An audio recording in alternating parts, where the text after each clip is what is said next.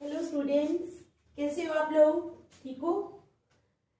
हमने कल एक्सरसाइज 4.3 ठीक है स्टार्ट तो हमने काफी दिनों की है, लेकिन उसके कुछ क्वेश्चन जो है वो कल हमने किए थे, लेकिन फिर भी उसके दो क्वेश्चंस रह गए थे क्योंकि 4.3 जो है ये काफी लेंथी एक्सरसाइज है।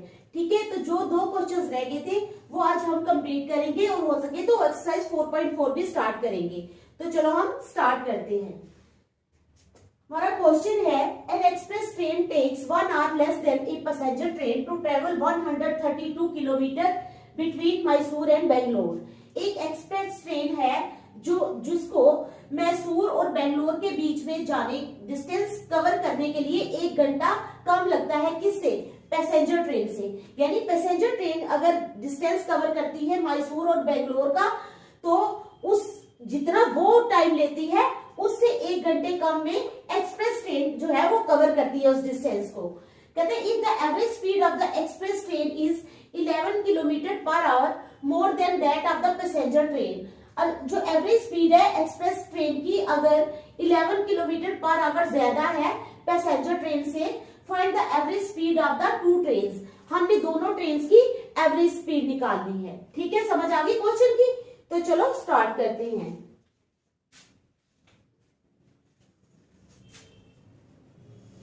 पहले मान लेते हैं let speed of the passenger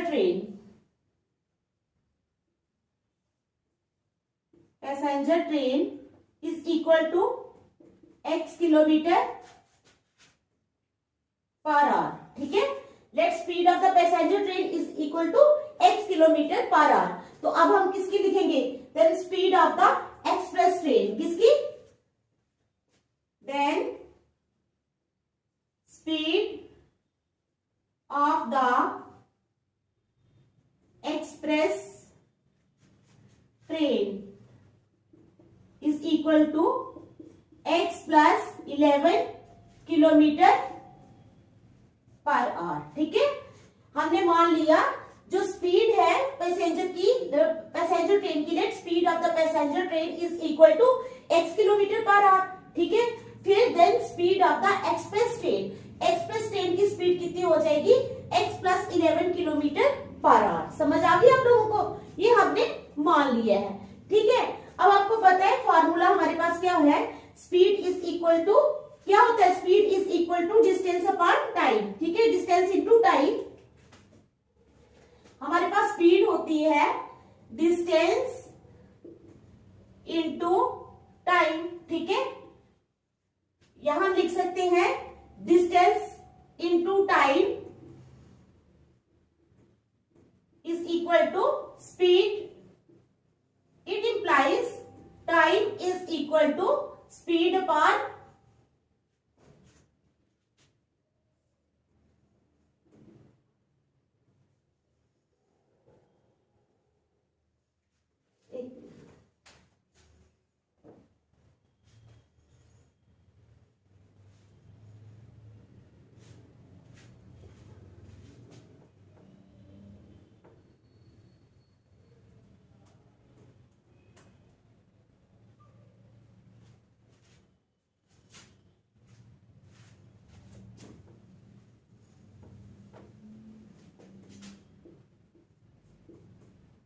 distance upon time कितना है? x speed. ये आ गया डिस्टेंस और ये आ गई हमारी स्पीड। यानी time is equal to distance upon speed. ठीक है, ये हमारे पास फॉर्मूला है। Time is equal to distance upon speed, ये हमारे पास फॉर्मूला है। तो हमें कह रहा है वो, an express train takes 1 hour less than a passenger train to travel 132 kilometre between Mysore and Bangalore if the average speed of the express train is 11 kilometre per hour more than that of the passenger train, find the average speed of the two trains. तो हमारी condition क्या बन जाएगी? Express train जो है वो 1 our कम लेती है, यानी क्या आएगा हमारे पास? 132 upon x according to question. ठीक है, एक बार है हमारे पास बेटा स्पीड कितनी है? Let speed of the passenger train x है, ठीक है, दूसरी बार टाइम क्या निकलेगा, डिस्टेंस तो सेम रहेगा 132 अपॉन दूसरी बार हो जाएगा x प्लस 11। ठीक है, समझ गए ना। एक बार हमारे पास टाइम कितना आएगा 132 अपॉन x और दूसरी बार आएगा हमारे पास टाइम 132 अपॉन x प्लस 1। ठीक है,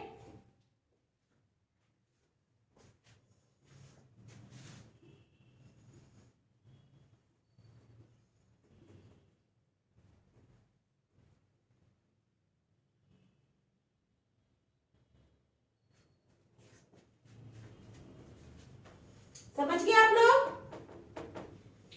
तो चलो हमारे पास बना है according to the question 132 upon x minus 132 upon x plus 11 is equal to कितना हो जाएगा 1 और कम लेती है ना, इट इंप्लाइज क्रॉस मल्टीप्लाई कर लो,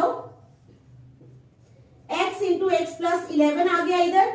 ठीक है, इस x से किया तो आ गया हमारे पास x प्लस 11 यानी 132 को हम करेंगे x प्लस 11 के साथ मल्टीप्लाई माइनस x प्लस 11 से डिवाइड किया तो आया x यानी आ गया यहाँ पे 132x इज इक्वल टू 1। ठीक है, समझ गए आप।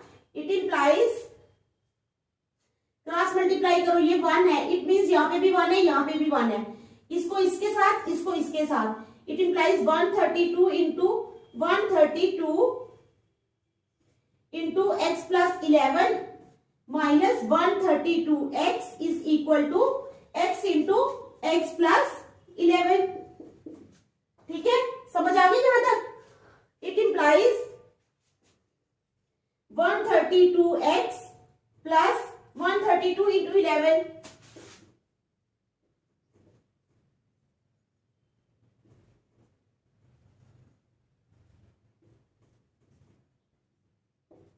1450 plus 1450 minus 132x is equal to x into x x square plus 11x।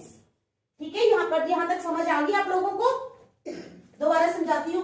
Speed है एक्सप्रेस ट्रेन की x किलोमीटर पर आवर, तो स्पीड पैसेंजर ट्रेन की है x किलोमीटर पर आवर, तो स्पीड एक्सप्रेस ट्रेन की कितनी हो जाएगी, क्योंकि वो 11 किलोमीटर पर आवर ज्यादा है उसकी स्पीड, तो हम क्या करेंगे 11 को उसमें प्लस कर लेंगे। ठीक है, अब देखो टाइम निकाला है हमने, यहाँ पर फार्मूले से टाइम का फार्मूला आ गया डिस्टेंस अपॉन स्पीड। टाइम का क्या फार्मूला था, डिस्टेंस अपॉन स्पीड। डिस्टेंस है हमारे पास 132 और टाइम स्पीड कितनी है, पहली बार हमारे पास स्पीड है x। ठीक है, 132 हमारा डिस्टेंस है और स्पीड है हमारी x। दूसरी बार हमारा डिस्टेंस तो सेम है 132, लेकिन स्पीड में फर्क आ गया है, x plus 11 is equal to 1, क्योंकि 1 आवर लेस है तो माइनस आएगा बीच में। ठीक है, इट इंप्लाइज क्रॉस मल्टीप्लाई, हमने पहले एलसीएम ले लिया x इंटू एक्स प्लस 11, ये एलसीएम आ गया। जब हमने x से डिवाइड किया तो हमारे पास आ गया x प्लस 11, x प्लस 11 को इस 132 के साथ मल्टीप्लाई किया, बीच में माइनस का साइन। जब हमने x और x प्लस 11 को डिवाइड किया x प्लस 11 के साथ तो हमारे पास x बचा, x को किया मल्टीप्लाई 132 के साथ तो हमारे पास आया 132x इज इक्वल टू 1। 1 का मतलब है कि ऊपर भी 1 है नीचे भी 1 है। ठीक है, अब क्रॉस मल्टीप्लाई कर लो, ऐसे क्रॉस मल्टीप्लाई किया हमने, इसको इसके साथ, इसको इसके साथ, तो ये आया 132 into x plus 11 minus 132x is equal to x into x plus 11। अब हमने इसको कर लिया, ये और ये दोनों कैंसिल हो जाएंगे, ये प्लस का 132 है बेटा, ये माइनस का, ये दोनों कैंसिल हो गए, तो हमारे पास क्या बचा 1450 is equal to x square plus 11x is equal to x square plus 11x। हम इसको कैसे लिख सकते हैं, अब ये एक्स स्क्वायर प्लस 11x है ना, इसको राइट साइड पे ही रहने दो। It implies x square plus 11x, ये जो माइनस, ये जो 1450 है इसको हम राइट साइड पे ले जाएंगे, और जब हम किसी भी रकम को राइट से लेफ्ट या लेफ्ट से राइट लाते हैं तो हमेशा उसका साइन चेंज हो जाता है, तो ये प्लस का 1450 है तो ये किसका हो जाएगा, माइनस का 1450 इज इक्वल टू 0। ये हमारी क्या बन गई, quadratic equation, x square plus 11x minus 1450 is equal to 0। समझ आ गई यहाँ तक। अब मैं आगे मिटा देती हूँ। ठीक है, x square plus 11x minus 1452, ये 2 है, मल्टीप्लाई करके 2 आए हुए हैं। ठीक है, समझ आ गई यहाँ तक आप लोगों को? यहाँ तक कोई मुश्किल तो नहीं है, समझ आ गई ना? चलो अब हम क्या करेंगे, जो मिडिल टर्म है हमारी 11x, हम उसको क्या करेंगे, स्प्लिट करेंगे।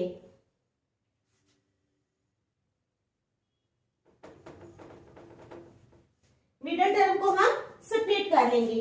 तो चलो, इट इंप्लाइज, अभी है मिडिल टर्म है हमारी 11x, ठीक है, इट इंप्लाइज x स्क्वायर। अब हमने मिडिल टर्म को इस तरह से स्प्लिट करना है कि जब हम उसको प्लस करेंगे तो हमारे पास 11x आना चाहिए। क्या आना चाहिए? 11x।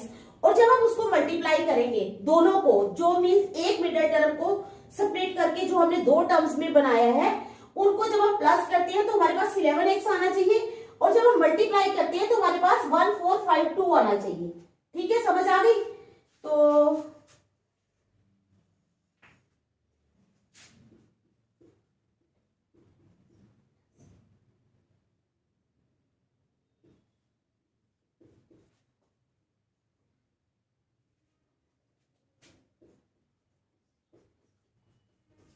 हमने इसको स्प्लिट किया 44x और 33x में। किसमें किया?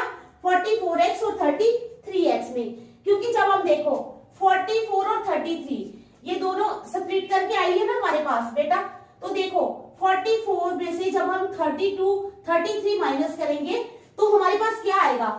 4 में से 3 के 1 यानी 11x, हमारे पास आ गया 11x। ठीक है, समझ आ गई?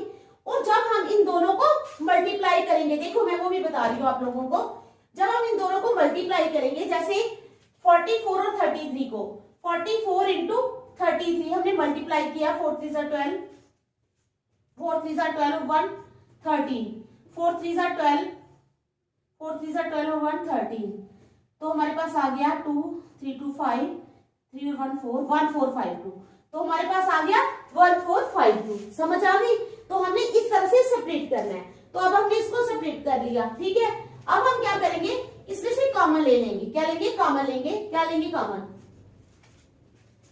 अब हम इसमें से x कॉमन ले लेते हैं, तो हमारे पास रह गया x प्लस 44।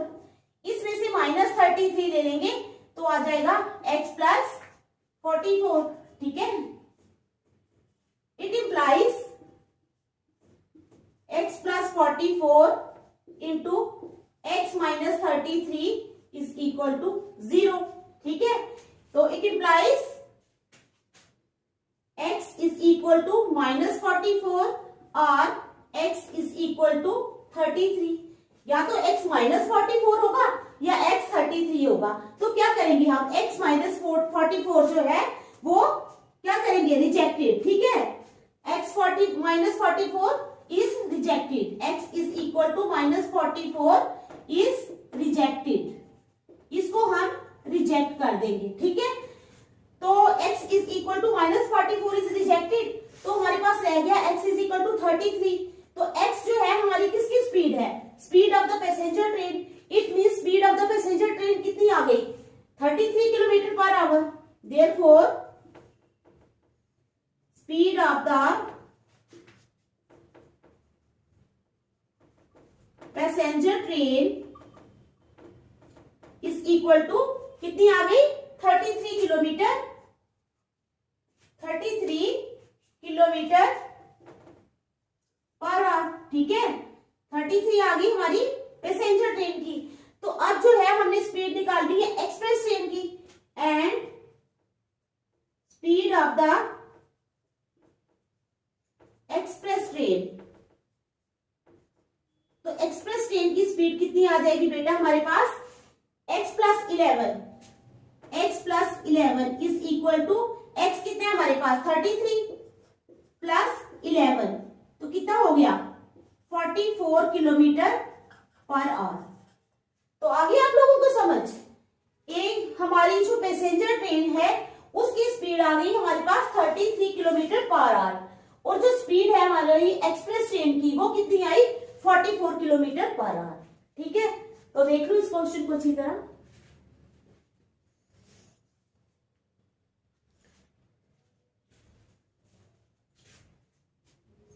गई ना?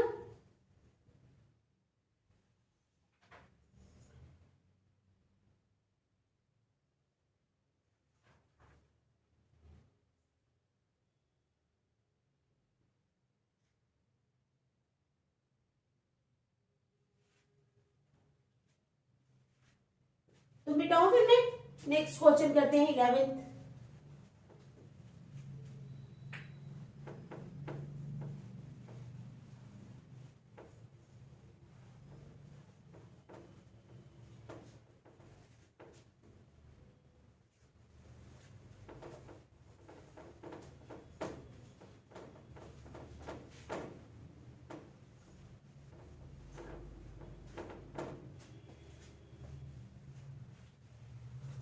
अब हम करेंगे question number 11।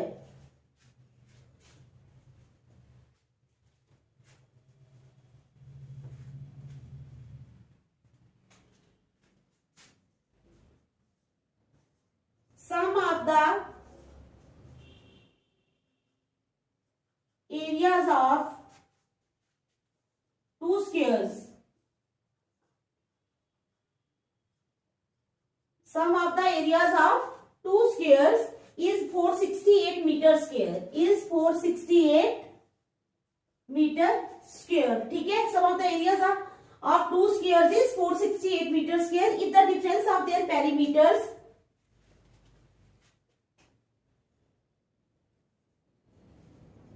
if the difference of their perimeters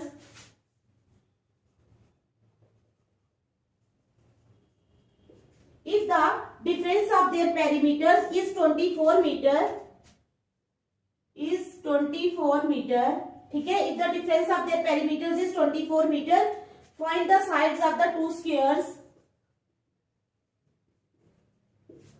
Find the sides of the two squares.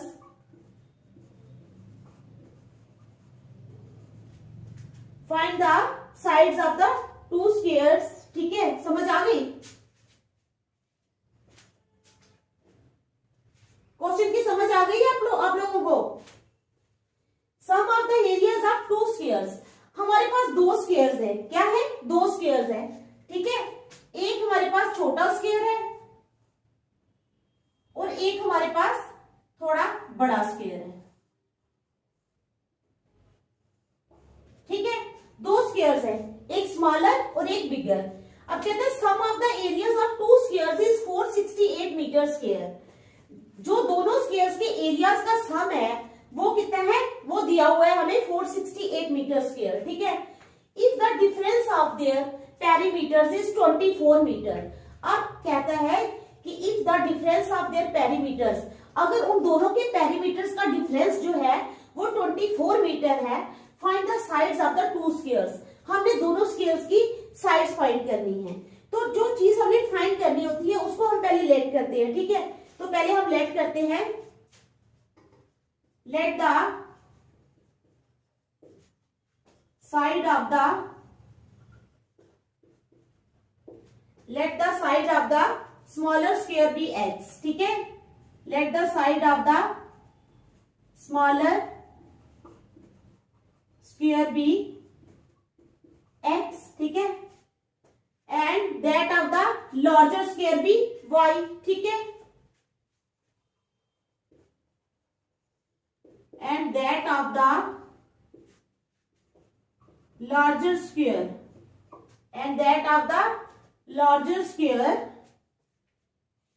ठीक है? स्मॉलर स्क्वायर की साइड हमने मान ली x है and that of the larger square be y, और लार्जर स्क्वायर की साइड हमने मान ली y है। समझ आ गई यहां तक? ठीक है? तो अब क्या हो जाएगा? Perimeter of the smaller square. Perimeter क्या होता है आपको पता है ना? ये जैसे हमारे पास स्क्वायर है। ठीक है? छोटा स्क्वायर, स्मॉलर स्क्वायर की साइड हमने मान ली है x है। ठीक है? यानी इसकी स्क्वायर की क्या होता है? इस square has 4 sides and all of its sides are always equal. It means इसकी ये साइड भी x है, ये साइड भी x है, ये साइड भी x है और ये साइड भी x है। और पेरीमीटर कैसे निकालते हैं स्क्वायर का? Perimeter means sum of all the sides. अगर हम सम करते हैं इन सभी साइड्स का तो क्या आ जाएगा? x plus x plus x plus x, ठीक है। तो कितना आ जाएगा? कितने x हो गए हमारे पास? 4x। तो it means its perimeter is 4x। Okay, तो इसी तरह से ये y है, इसकी सभी साइड्स है y y y और y। जब हम इसका पेरीमीटर निकालेंगे तो क्या आ जाएगा? y plus y plus y plus y। तो कितने y है हमारे पास? 4, ठीक है। तो पेरीमीटर क्या आ गया इसका? 4y। तो कहता है लेट द अब क्या क्वेश्चन में बोला है उन्होंने, if the difference of their perimeters is 24 metre.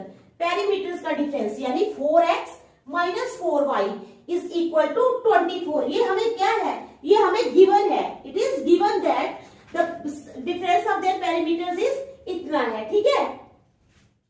समझ आ गए? समझ आ गई ना बेटा आप लोगों को? ठीक है,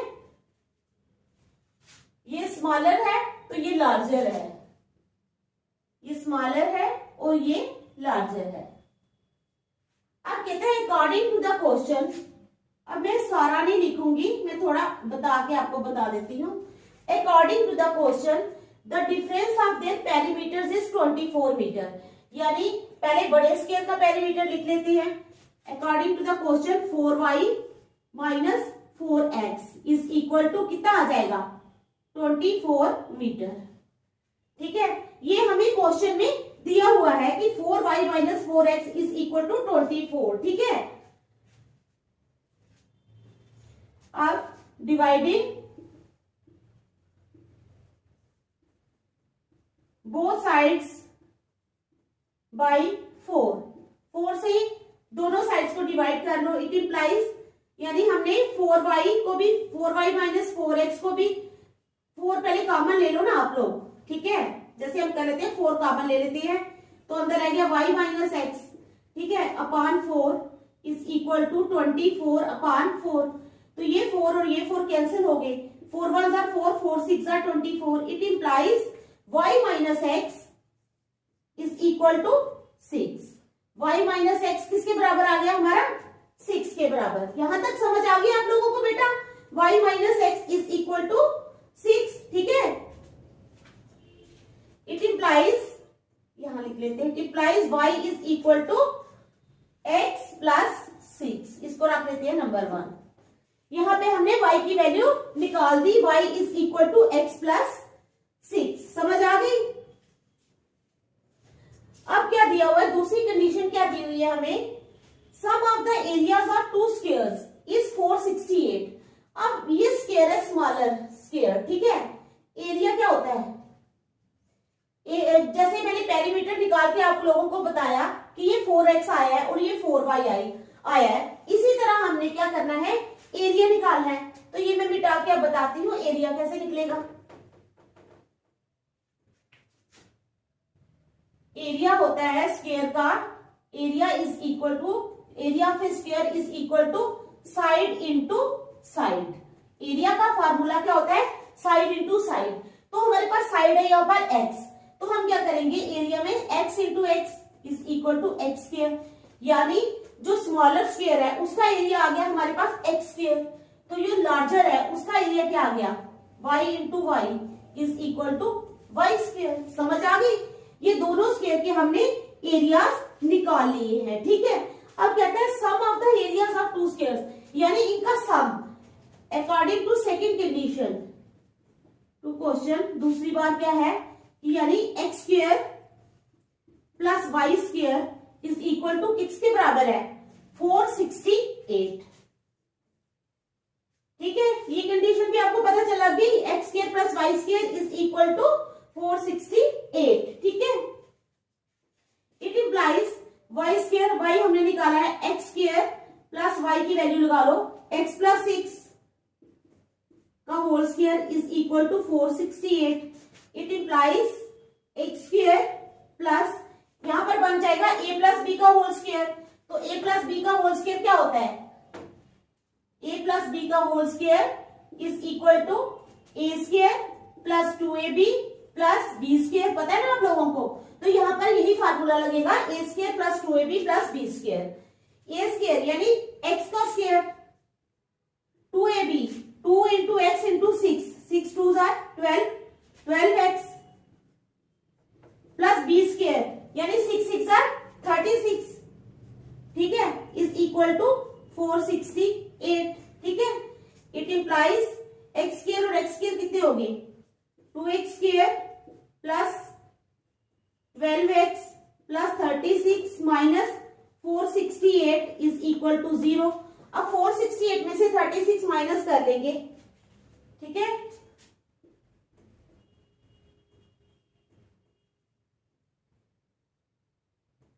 फोर 32 आ गया। It implies 2x square plus 12x minus 432 is equal to 0।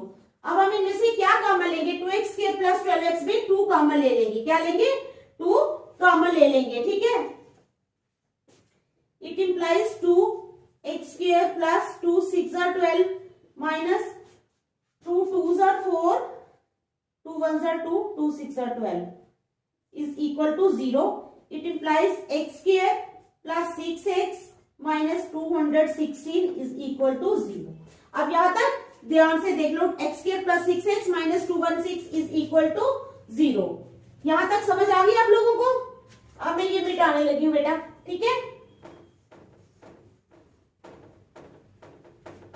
यहां तक समझ आ गई ना। अब इसको कंपेयर करेंगे, कंपेयरिंग विद किसके साथ करते हैं, ax square plus bx plus c is equal to 0।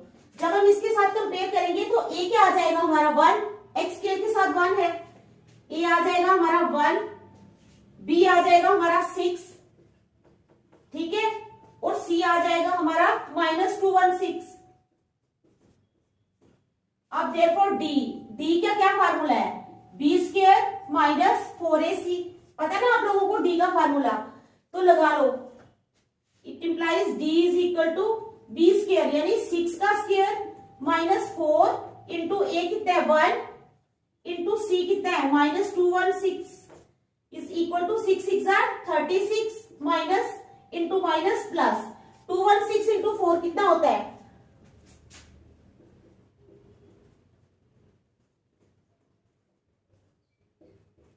Eight 864 plus 36,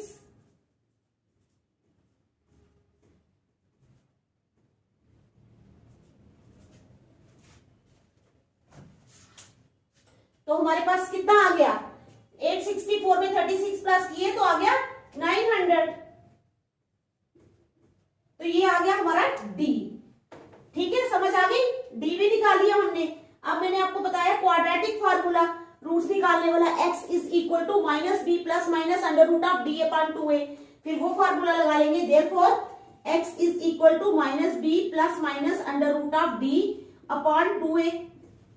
it implies x is equal to minus b यानी -6 plus minus under root of 900 upon 2a।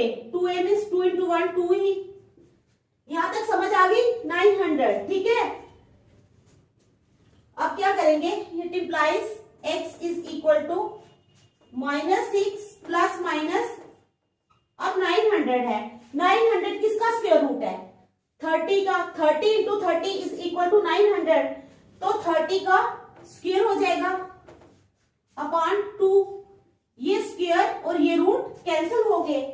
It implies x is equal to -6 plus minus 30 upon 2 is equal to -6 plus 30 upon 2 and -6 minus 30 upon 2, ठीक है, is equal to 30 में से 6 निकाले तो कितना आ जाएगा 24 upon 2 and -36 upon 2, 2 1 2, 2 12 24, 2 1 2, 2 18 36, it implies x is equal to 12 and -18। x जो है या तो 12 है या -18 है, तो -18 जो है वो रिजेक्ट हो जाएगा। -18 को हम रिजेक्ट कर लेंगे, तो इसका मतलब अब मैं बता देती हूं आप लोगों को, स्मॉलर स्क्वायर की साइड कितनी आ जाएगी, x यानी 12। जो हमारा स्मॉलर स्क्वायर है उसकी साइड आ जाएगी 12, और जो लार्जर स्क्वायर है उसकी साइड कितनी आ जाएगी, लार्जर स्क्वायर की साइड कितनी आएगी, y कितना है, x प्लस 6, x प्लस 6, तो लार्जर स्क्वायर की साइड कितनी आ जाएगी, x प्लस 6 यानी 12 प्लस 6 इज इक्वल टू 18। तो ये हमारी लार्जर स्क्वायर की साइड आ जाएगी 18। आगे समझ, स्मॉलर स्क्वायर की भी निकाल ली और लार्जर स्क्वायर की भी निकाल ली, देख लो अच्छी तरह, ठीक है, समझ आ गई ना इतनी, ठीक है, समझ आई बेटा।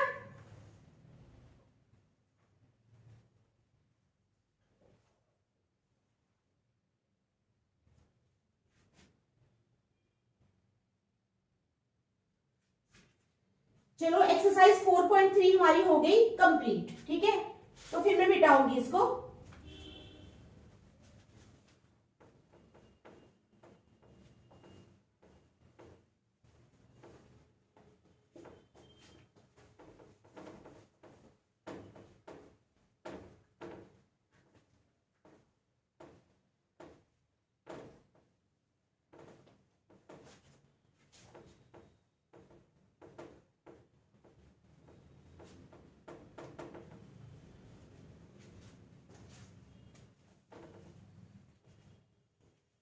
ठीक है, ये होगी हमारी कंप्लीट। अब हमारी है एक्सरसाइज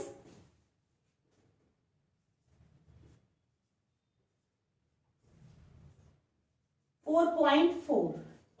नेक्स्ट एक्सरसाइज है हमारी 4.4, लेकिन उसको स्टार्ट करने से पहले मैं कुछ टिप्स देना चाहती हूँ आपको, ठीक है, जो आपको क्वेश्चन सॉल्व करने में काम आएंगे। तो चलो स्टार्ट करते हैं। पहला है,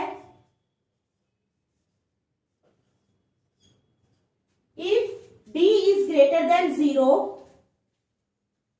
if d is greater than 0 and d is a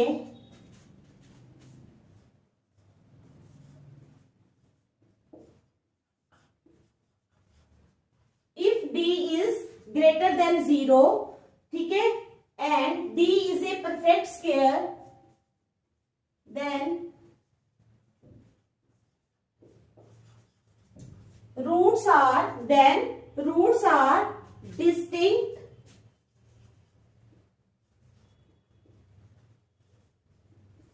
real and rational, ठीक है। सेकेंड है हमारा, if d is greater than 0 and d is not a perfect square, if d is greater than 0 and d is not a perfect square, then तब क्या हो जाएगा, if d is greater than 0 and d is not a perfect square, then the roots are distinct, real but irrational, then roots are distinct, real but irrational, but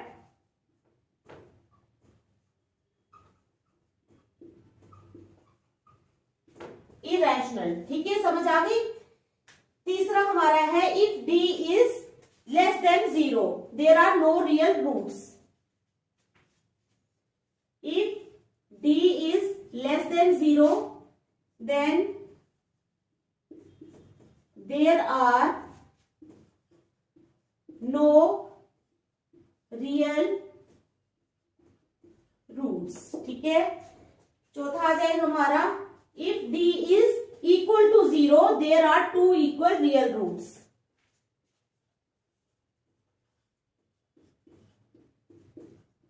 Then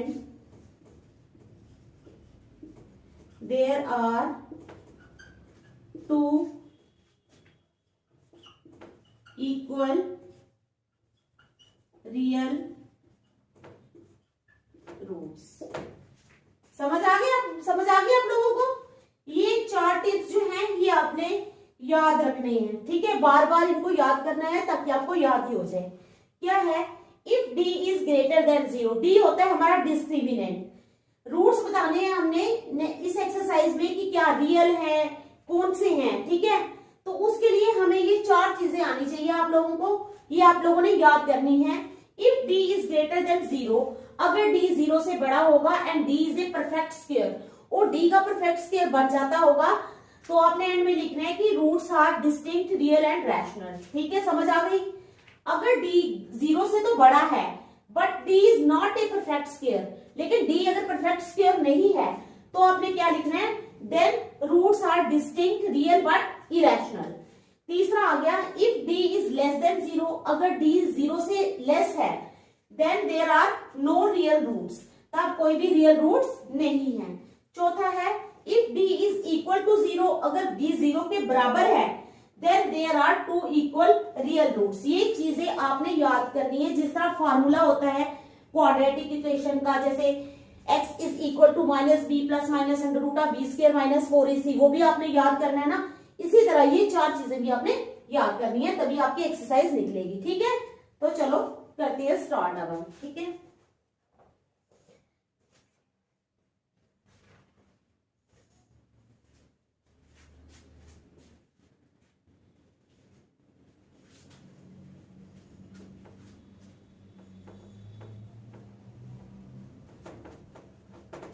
मैं अभी एक ही part start करवाऊंगी, ठीक है, फिर बाकी part हम कल करेंगे।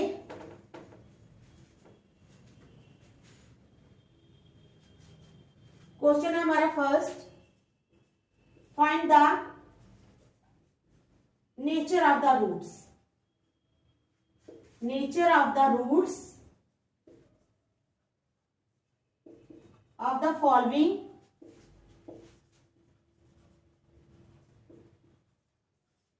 quadratic equations, of the following quadratic equations। ठीक है, तो हमारी पहली इक्वेशन है 2x स्क्वायर, ठीक है, 2x square minus 3x plus 5, 2x square minus 3x plus 5, ये हमारी पहली इक्वेशन है। ठीक है, तो क्या करना है आपने? कंपेयरिंग इट विथ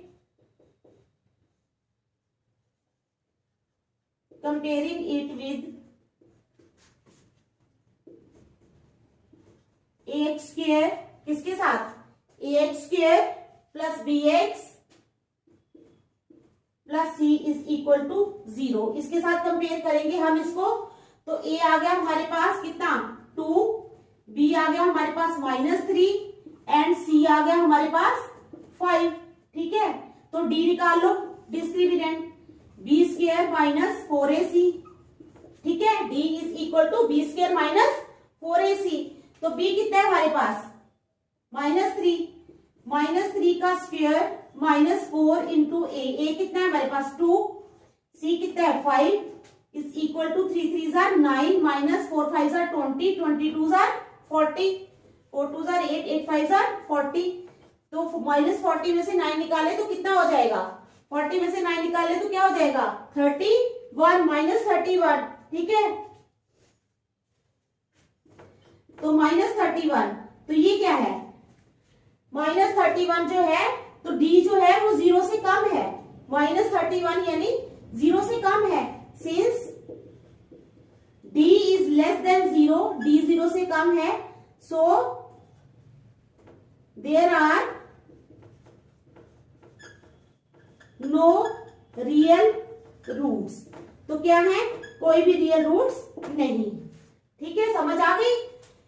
ये हमारे पास रकम है, इसको कंपेयर किया ax square plus bx plus c के साथ। a आ गया हमारे पास 2, b आ गया -3 और c आ गया 5। b स्क्वायर माइनस 4ac निकाला तो वो आ गया -31।